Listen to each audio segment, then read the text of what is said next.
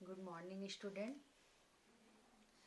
जैसा कि हम आप लोगों का समावेशी शिक्षा के अंतर्गत क्लास नियमित लेते आ रहे हैं वीडियो के माध्यम से, तो अपनी शिक्षा की कड़ी की श्रृंखला को आगे बढ़ाते हुए आज हम आप लोगों के समक्ष नया शीर्षक मूलभूत कौशलों में सुधार, मूलभूत कौशलों में सुधार के साथ वीडियो के साथ हम प्रस्तुत करने जा रहे हैं। इम्प्रूविंग बेसिक स्किल्स, इसके बारे में हम आज चर्चा करेंगे। पहले इसके अंतर्गत है क्या, इसको हम लोग थोड़ा सा जान लें कि इसके अंतर्गत स्वर संबंधी, वर्तनी संबंधी और व्याकरण संबंधी, इन तीनों चीजों की चर्चा मूलभूत कौशलों के विकास के अंतर्गत हम करेंगे। जैसा कि बार बार हम बोले मूलभूत कौशल, जैसा कि कौशल से रिलेटेड है कि भाषा क्या है, एक कौशल है और इस कौशल पर पूर्ण अधिकार प्राप्त करने के लिए बच्चों में क्या होना चाहिए, सुनने, बोलने, पढ़ने एवं लिखने के कौशल का विकास करना क्या है, आवश्यक है। वैसे अगर देखा जाए तो देवनागरी लिपि हमारी क्या है, वो विभिन्न वर्णमाला ध्वनियों पर आधारित है। हमारी मातृभाषा जो देवनागरी लिपि की वर्णमाला है वो क्या है, विभिन्न ध्वनियों पर आधारित है। हिंदी भाषा की जो शिक्षा है वो वर्तनी अर्थात अक्षर विन्यास का बहुत महत्व है। अक्षर विन्यास यहाँ पर इसलिए बोला, वर्तनी में शुद्ध, वर्तनी में हम शुद्ध उच्चारण, लिखना, बोलना है ना, इन सब चीजों के बारे में हम इस पर अध्ययन करेंगे। शुद्ध भाषा वर्तनी पर बहुत कुछ निर्भर करती है। वैसे तो आप लोगों को हम कक्षा में बताए हैं कि भाषा के क्या है, दो रूप है साधारण तौर पर, मौखिक एवं लिखित। तो मौखिक भाषा का है कि शुद्धता के लिए उच्चारण की शुद्धता पर हम ध्यान केंद्रित करेंगे, वही इसके लिए आवश्यक है। और लिखित भाषा में क्या है कि हमारी जो लेखन शैली है वो क्या हो, सशक्त हो, प्रभावशाली हो, जिससे बच्चे उसकी शुद्धता को बनाए रखने के लिए हम क्या करेंगे, अक्षर विन्यास क्या है, इसके लिए आवश्यक है। उच्चारण की शिक्षा के साथ साथ वर्तनी की भी शिक्षा दी जाती है मूलभूत कौशलों में। जैसे अगर हम साधारण तौर पर मेला की जगह मैला लिख देते हैं तो ये वर्तनी है ना, ये क्या है, उच्चारण के साथ हम क्या करेंगे, ये दोनों का क्या है, संबोधन हम अलग अलग कर रहे हैं, अर्थ अलग अलग हो जा रहा है। तो अशुद्ध वर्तनी से हमारा क्या है, उच्चारण भी अशुद्ध हो जाता है। तो इसके अंतर्गत हम ये देखेंगे कि व्याकरण की जो भाषा है वह अव्यवस्थित और उच्च श्रृंखल होने से क्या करता है, हमको बचाता है। बार बार हम क्या, तीन है क्या क्या, स्वर संबंधी, व्याकरण संबंधी और वर्तनी संबंधी। तो व्याकरण भाषा को अव्यवस्थित और उच्छृंखल होने से हमें क्या कराता है, बचाता है। भाषा के स्वरूप को शुद्ध बनाए रखने के लिए, उसे हम अन्य विकृतियों से बचाने के लिए क्या करते हैं, प्रभावशाली रचना के लिए व्याकरण की शिक्षा क्या है, हमारे लिए आवश्यक है। तभी हमारे क्या होगा, कौशल का विकास होगा। इसके अंतर्गत पतंजलि मुनि ने अपने महाभाष्य में व्याकरण को क्या कहा है, शब्दानुशासन कहा है। किसने कहा है, पतंजलि मुनि ने महाभाष्य में व्याकरण को क्या कहा, शब्दानुशासन में शब्दों को अनुशासन के साथ हमें क्या करना, प्रकट करना है। कौन सा शब्द कहाँ रखना चाहिए, कौन सा वाक्य में की, तू, मैं, परंतु, इस तरह से भाषा का विकास हुआ और फिर हम उससे क्या करें, व्याकरण बना। तो व्याकरण का क्या कार्य है कि पाठ्यक्रम बच्चों को, व्याकरण का कार्य क्या है कि व्याकरण के कारण बच्चों के शिक्षा का विकास का जो मानसिक स्तर है वो क्या करना है, उसके अनुकूल बनाना है। बच्चों को सिखाए गए नियमों के अभ्यास कराने के लिए रोचक एवं भिन्न भिन्न प्रकार का हमें आए दिन क्या करना है, कार्य कराते रहना है। ठीक है, तो अब हम अपने मुख्य बिंदु मूलभूत कौशलों में सुधार के अंतर्गत निम्न बिंदुओं को क्रमबद्ध रूप से उसकी हम वर्णन करेंगे। आप लोग मुख्य बिंदुओं को नोट कर सकते हैं। सामान्य रूप से अगर देखा जाए तो अभिभावक, शिक्षण एवं अनुसंधानकर्ता इस तथ्य से सहमत है कि बालकों में कुछ आधारभूत कौशलों के विकास के लिए आवश्यक होती है और इस कौशलों में पठन कौशल के विकास के लिए शब्द या स्वर संबंधी व्यवस्था का क्या होता है, ज्ञान होना आवश्यक है। वर्तनी संबंधी योग्यता प्राप्त करने के लिए परंपरागत रूप समसामयिक ज्ञान आवश्यक है तथा व्याकरण के लिए व्याकरण संबंधी नियमों का ज्ञान आवश्यक है। कुछ विद्वानों का मानना है कि ये सभी कौशलों का संप्रेषण के माध्यम से छात्रों में क्या करेंगे, विकसित किया जा सकता है, क्योंकि विभिन्न प्रकार की गतिविधियों में इन कौशलों का प्रयोग किया जाता है। दूसरा मत क्या है कि इन कौशलों का विकास शिक्षण के माध्यम से किया जाता है। अनुसंधानकर्ताओं का मानना है कि इन कौशलों का विकास शिक्षण के माध्यम से क्या करेंगे, शिक्षण के माध्यम से अभ्यास एवं परीक्षण से नहीं होता। इन कौशलों का विकास शिक्षण के माध्यम, अभ्यास एवं परीक्षण के माध्यम से नहीं होता है कि बल्कि इसमें छात्रों द्वारा वास्तविक रूप से लेखन पढ़ने का कार्य किया जाता है। इनका विकास प्रगति से होता है। शिक्षण कौशलों का विकास प्रक्रिया एवं प्रमुख शिक्षण कौशलों का वर्णन अब हम नियमतः बारी बारी से करेंगे। पहला क्या है, स्वर संबंधी कौशल, वर्तन संबंधी कौशल, स्पेलिंग रिलेटेड स्किल, और दूसरा क्या है, व्याकरण संबंधी कौशल, ग्रामर रिलेटेड स्किल। तो अब हम वन पॉइंट को देखते हैं, स्वर संबंधी कौशल। तो स्वर नाम से ही ये बताया जा रहा है। स्वर मीन उच्चारण, किसी शब्दों का उच्चारण आवाज के ये बोलने की प्रक्रिया के दौरान हम इसे कैसे प्रकट करेंगे। स्वर संबंधी कौशलों के विकास के विद्यालय को अग्रलिखित रूप में हम स्पष्ट कर सकते हैं। पहला क्या है कि विभिन्न प्रकार के अनुसंधानों के माध्यम से, है ना, रिसर्च के माध्यम से यह सिद्ध हो चुका है कि बालकों का स्वर संबंधी कौशल का विकास कहाँ होना चाहिए, सामूहिक रूप से, विभिन्न कविताओं के माध्यम से, विभिन्न कहानियों के माध्यम से, विभिन्न गीतों के माध्यम से, है ना, उन्हें अपने कक्षा में कैसे पढ़ने के लिए संबोधन करना है, कुछ नई चीजों को जानने के लिए उसे कैसे सरल बनाना है, इन सब चीजों पर हम गौर करते हुए क्या करेंगे, विभिन्न कविताओं के माध्यम से किसी सब्जेक्ट मैटर को देखेंगे, विभिन्न कहानियों के माध्यम से। इसलिए विभिन्न प्रकार की भाषाओं को बालकों में हम क्या करेंगे, प्राथमिक स्तर, है ना, उसका जो फर्स्ट स्टेज होता है उसमें हम विभिन्न प्रकार की कविताओं, गीतों एवं कहानियों का अभ्यास हम बार बार उन्हें कराएंगे। ठीक है। नेक्स्ट पॉइंट है, स्वर संबंधी कौशलों के विकास कक्षा कक्ष, क्लासरूम एवं समूह ग्रुप में कैसी होनी चाहिए, तीव्र गति से होनी चाहिए, जबकि एकांत में इस कौशलों का क्या है, विकास नहीं होता। क्यों? क्योंकि प्रायः कहा गया है कि मानव क्या है, एक सामाजिक प्राणी है। तो सामाजिक प्राणी के दौरान होने वाले कोई भी कार्य क्या होता है, समूह में, ग्रुप क्या है, हमारे लिए समूह क्या है, एक बहुत बड़ा, एक निश्चित भौगोलिक क्षेत्र का विन्यास करता है, जिसके कारण क्या है, बच्चे उसके तरफ आकर्षित होते हैं। ठीक है। नेक्स्ट क्या है, स्वर संबंधी कौशलों का विकास छात्रों के लिखने की शैली एवं श्रवण, बोलने की शैली क्या होता है, तीव्र गति से होता है। क्योंकि जिन स्वरों को, है ना, जिन आवाज, जिन स्वरों को, जिन उच्चारणों को छात्र शब्दों के माध्यम से सुनता है, अगर सरल शब्दों के माध्यम से अगर वो सुनेगा, जैसा सुनेगा वैसा ही वो क्या करेगा, उसको लिखने का प्रयास करता है।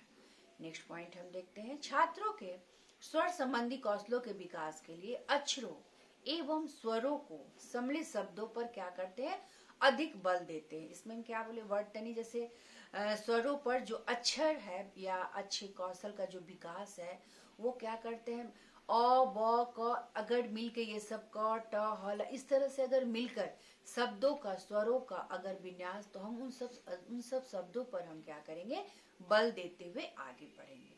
इन शब्दों के प्रयोग से छात्रों में क्या आएगा, सरलता आएगी, और सरलता आएगी तो इनके क्या होगा, कौशल का विकास होगा। जैसे नाना, मामा, काका इत्यादि विभिन्न इस प्रकार के शब्दों के स्वरों का ज्ञान क्या करना है, संभव है। तो ये जो बालक जो प्राय है वो कोई भी स्वर या उच्चारण सबसे पहले कहाँ सीखता है, परिवार में सीखता है। वो विभिन्न उच्चारण माध्यम तीव्र गति से, है ना, अपने परिवार में वो सरलता के द्वारा बार बार, है ना, उसको विभिन्न तरीकों से गीतों, कहानियों एवं नाटकों के माध्यम से बच्चों को इस तरह से स्वरों का ज्ञान दिया जाता है। इस प्रकार के अनेक समान स्वरों के माध्यम से, शब्दों के माध्यम से, और छात्रों का हम क्या कर सकते हैं, शब्द भंडार, है ना, शब्दकोश जो है उसमें हम क्या करेंगे, आए दिन नवीन नवीन ज्ञान की वृद्धि कर सकते हैं। ठीक है, यहाँ तक आप लोग समझ गए। नेक्स्ट पॉइंट है कि छात्रों में स्वर संबंधी कौशलों के विकास के लिए आवश्यक है कि छात्रों को उसके पूर्व ज्ञान पर हम आधारित शब्दों से संबंधित शब्द बोलने के लिए दिया जाए, जिससे कि वह अपने क्या करे, पूर्व ज्ञान के आधार पर बोल सके। इसके बाद हम निश्चित करा सके कि उसके द्वारा बोलने जाने वाले शब्द सही है या गलत है। पूर्व ज्ञान के आधार पर हम क्या करेंगे, बच्चे क्या है, पूर्व ज्ञान के आधार पर ही कक्षा कक्ष में अपने, है ना, उसी के आधार पर वे प्राइमरी स्तर पर चलते हैं। लेकिन हमें क्या करना है, उनकी बातों को पूर्व ज्ञान के आधार पर सुन लेना है, और कितनी उनकी सही दिशा में जा रहे हैं, कितने गलत, तो ये हमें उन्हें मार्गदर्शन करना है। ठीक है, नेक्स्ट पॉइंट क्या है, शिक्षक एवं अभिभावक दोनों ही स्वर संबंधी कौशलों के विकास के लिए क्या करना है, उनको भी निम्नलिखित प्रयास करना चाहिए। शिक्षक एवं अभिभावक को भी, दोनों को, है ना, माता पिता का क्या है, बार बार क्या बोले, परिवार हमारे लिए क्या है, शिक्षा का विकास क्या है, अहम हिस्सा है। परिवार से ही हमारे बालक का क्या है, सर्वांगीण विकास होता है। वहाँ से वो शिक्षा शारीरिक रूप से, मानसिक रूप से, बौद्धिक रूप से शिक्षा को ग्रहण करता है। अभिभावकों को, शिक्षकों को विभिन्न प्रकार की कठिनाइयों का क्या करता है, सामना करना पड़ता है, और हमें क्या करना है, विभिन्न कविताओं को वैसे बच्चों को क्या करना पड़ता है, बार बार बोलने का प्रयास कराना पड़ता है, जिससे बालक का क्या हो, मनोरंजन भी हो, है ना। वो खेल के माध्यम से, नाटकों के माध्यम से, गीतों के माध्यम से मनोरंजनात्मक कक्षा कक्ष में बच्चे क्या होते हैं, उनका कौशल का विकास होता है, और वो क्या करते हैं, मनोरंजनात्मक बच्चे क्या हो, उस शिक्षा के प्रति क्या होते हैं, आकर्षित होते हैं। नेक्स्ट क्या है, बालकों के साथ अभिभावकों एवं शिक्षकों को विभिन्न प्रकार की कविताओं एवं गीतों के माध्यम से व्यापक रूप से विचार विमर्श करना चाहिए, तथा उनके लिए आए गए विभिन्न शब्दों के बारे में, है ना, शब्दों के बारे में चर्चा करनी चाहिए, जिससे एक और छात्रों के साथ शिक्षकों एवं अभिभावकों का संप्रेषण होता रहेगा। दूसरी ओर स्वर संबंधी कौशलों का विकास भी होगा। अब हम नेक्स्ट पॉइंट इसके अंतर्गत और देखते हैं कि छात्रों को कक्षा से संबंधित एवं समान स्वरों से संबंधित शब्दों को किताब पढ़ने के लिए भी दी जाती है। इस कार्य को सामूहिक रूप से संपन्न करने के अवसर प्रदान किए जाते हैं। नेक्स्ट क्या है, छात्रों का शब्द बैंक निर्माण, जो अभी हम क्या बोले, शब्द भंडार, तो उसी तरह छात्रों को शब्द बैंक निर्माण करने का अवसर दिया जाए। इनमें समान स्वरों वाले शब्दों को एक साथ रखने का प्रस्ताव किया जाए, जिससे बालक विभिन्न स्वरों के आधार पर क्या कर सके, विभिन्न स्वरों के आधार पर शब्द बैंक का निर्माण कर सके। नेक्स्ट पॉइंट है, समान ध्वनि वाले शब्दों के साथ साथ बालकों को क्या करना चाहिए, विभिन्न प्रकार के जिसमें छात्र के अनुरूप ध्वनि का शब्द दूसरे छात्र, तीसरे छात्र एक दूसरे से क्या होगा, समान ध्वनि कि अगला छात्र, क्योंकि एक ही शब्द को अलग अलग छात्रों के द्वारा अलग अलग ढंग से उच्चारण होता है, तो उसके अनुरूप ध्वनि का शब्द दूसरे छात्र, तीसरे छात्र द्वारा बोला जाएगा, और इस प्रकार यह क्या है, क्रम चलता रहेगा, और इससे मनोरंजन भी होगा, और यह सार संबंधी कौशल का विकास होगा।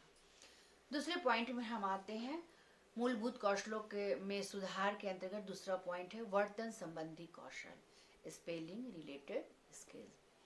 तो वर्तन संबंधी कौशल का विकास करने के लिए शिक्षकों को निम्नलिखित प्रयास करने चाहिए, जिससे कि छात्रों के द्वारा प्रत्येक भाषा को सही रूप में लिखा जा सके। सही रूप में लिखा जा सके। छात्रों को सही शब्दों के लिखने के लिए प्रेरित करने के लिए क्या करना चाहिए? छात्रों को सही शब्दों में लिखने के लिए प्रेरित करने के लिए उनमें जो त्रुटिपूर्ण है ना, जो त्रुटिपूर्ण शब्द है, जो गलत उच्चारण है, उन सब से हमें क्या करना चाहिए? छात्रों को, शिक्षक का क्या कार्य है कि लिखने से रोकना चाहिए। जैसे एक छात्र अधिक से अधिक शुद्धता वाले शब्द लिखना चाहता है, क्योंकि क्या है, कक्षा कक्ष में क्या है, विभिन्न प्रकार के छात्र रहते हैं। तो यहाँ पर छात्र से क्या है, अधिक शुद्धता शब्द लिखना चाहता है, तो दूसरा उस तथ्य को ही प्रेरणा प्रदान करना चाहता है जिसमें कुछ अशुद्ध लेखन की आदत, वो बार बार क्या होता है, वो शब्द को उल्टा लिखता है। तो इस तरह से हमें अशुद्ध लेखन की आदत को विकसित न हो जाए, इन सब चीजों पर ध्यान देनी चाहिए। ठीक है। नेक्स्ट क्या है, वर्तनी के अंतर्गत छात्रों को सही शब्द को सुनकर एवं लिखने की आदत डालनी चाहिए। क्या करनी चाहिए? छात्रों को अशुद्ध जो लेखन है उसे लिखने की आदत है ना, अशुद्ध करके लिखने की आदत डालनी चाहिए। क्योंकि जब छात्र किसी शब्द को समझता है तो उसको लेखन भी क्या होनी चाहिए? शुद्ध रूप में होता है। अगर वो सही समझेगा कोई विचार, तो उसकी लेखन की शैली कैसी होगी? शुद्ध होगी। और इस प्रकार का छात्र विभिन्न प्रकार के शब्दों का प्रयोग कर सकता है और अपनी भाषा का प्रभावी बनाने में सक्षम हो सकता है। नेक्स्ट क्या है, वर्तन संबंधी ज्ञान में वृद्धि करने के लिए विद्वानों का जो नियम है ना, विद्वानों का जो नियम बनाए गए हैं, उनके आधार पर छात्रों द्वारा वर्तनी कौशल का विकास संभव होता है। नेक्स्ट क्या है, विभिन्न प्रकार के मुद्र साधन के माध्यम से है ना, इसमें विभिन्न साधनों जैसे टेलीविजन के माध्यम से, टेप रिकॉर्डर के माध्यम से, संचार के माध्यम से, विभिन्न साधनों के माध्यम से लेखन की प्रक्रिया को सुदृढ़ बनाया जाए, मजबूत बनाया जा सकता है। वो अधिक से अधिक शब्दों को किताब से पढ़कर लिखने का क्या करते हैं? प्रयास करते हैं।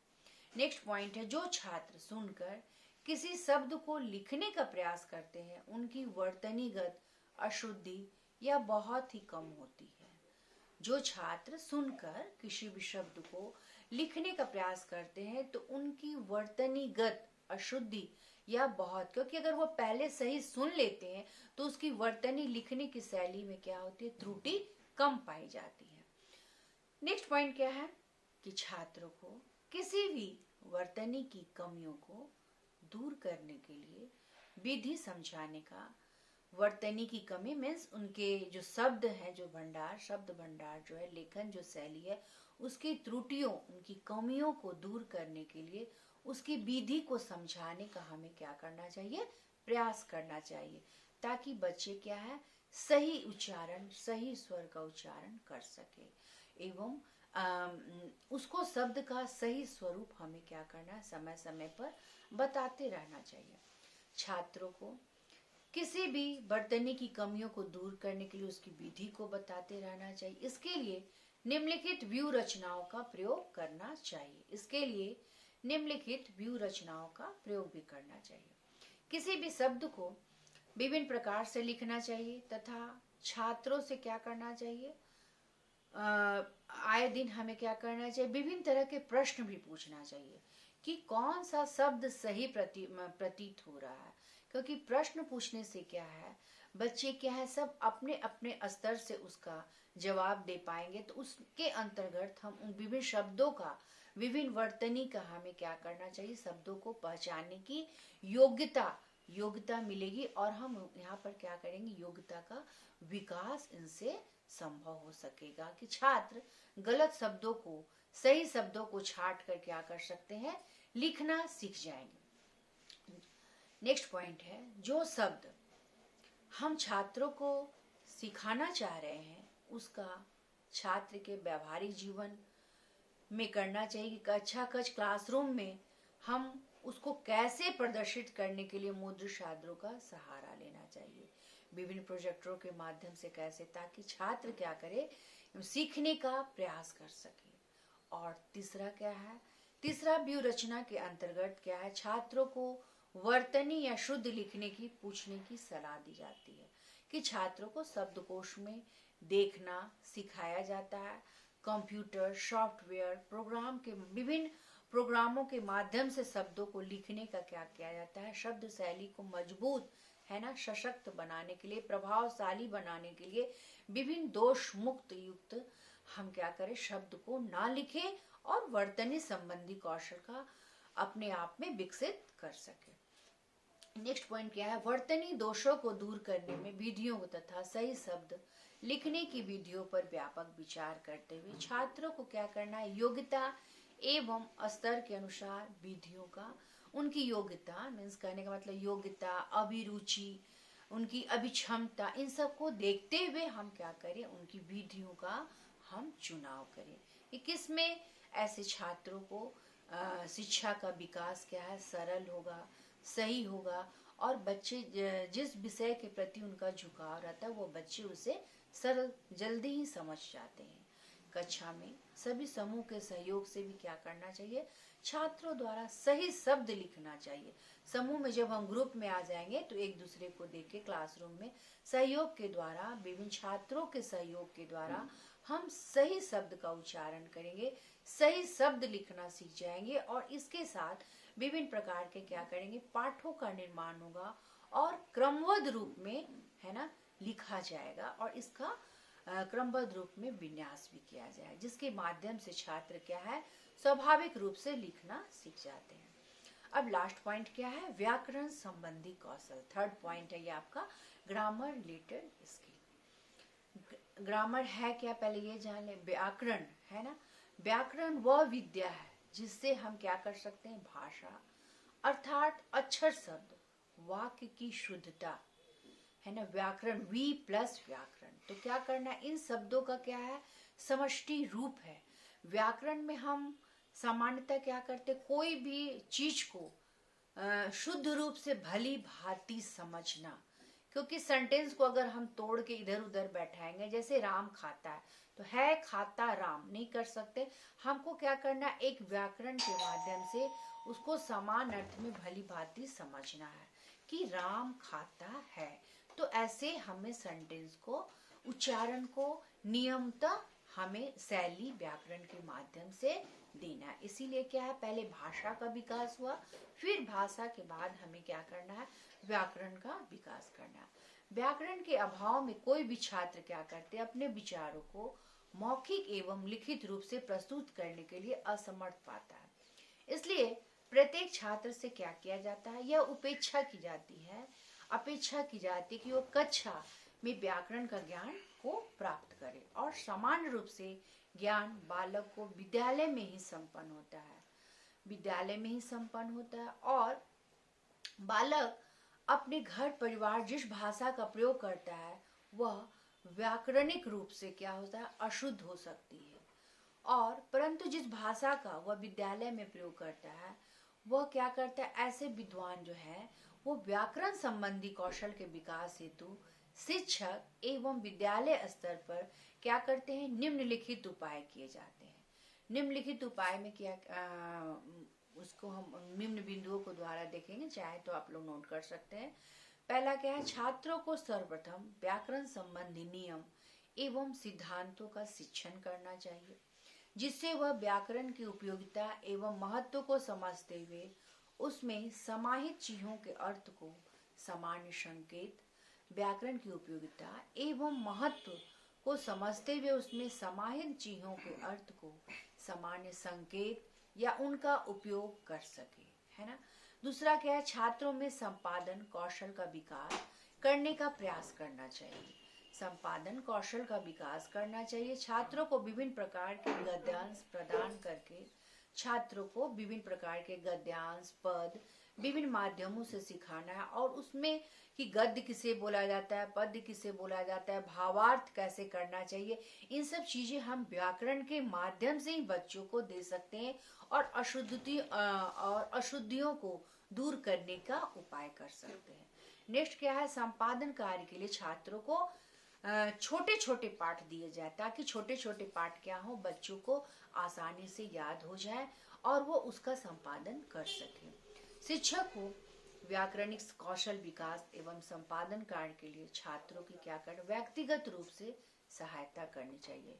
बच्चे शिक्षक को क्या करना चाहिए, विभिन्न व्याकरण है ना, व्याकरण में भली भांति किसी चीज को समझना, उसमें कौशल का विकास, संपादन कार्य के लिए छात्रों का व्यक्तिगत रूप से सहायता करनी, जिससे अनेक अक्षरों को क्या कर सकते, अनेक अवसरों पर हम सामूहिक रूप से की गई सहायता प्रभावी एवं दृष्टिगोचर नहीं होता, अनुसंधानों द्वारा प्रदर्शित किया जाता है, क्रमबद्ध रूप में भी किया जाता है ना। अनुसंधान के द्वारा हम इसे प्रदर्शित शो कर सकते हैं, क्रमबद्ध रूप से कर सकते हैं। अभ्यास एवं वाक्य विस्तार दोनों ही छात्रों को व्याकरणिक कौशलों का विकास करने में महत्वपूर्ण सिद्ध होता है। नेक्स्ट क्या है, वाक्यों की संयुक्त रूप में लिखना, है ना। व्याकरण के माध्यम से हम अभी क्या बोले, राम ने रोटी खाई, तो ने को क्या करना, पहले नहीं लाना, सेंटेंस के साथ वाक्यों की संयुक्त रूप में लिखना तथा वाक्य विस्तार के शिक्षण को इस रूप में स्वीकार किया जाता है कि छात्र क्या करे, विभिन्न प्रकार के वाक्यों को सरल एवं प्रभावी रूप से प्रस्तुत करना सीख जाते हैं।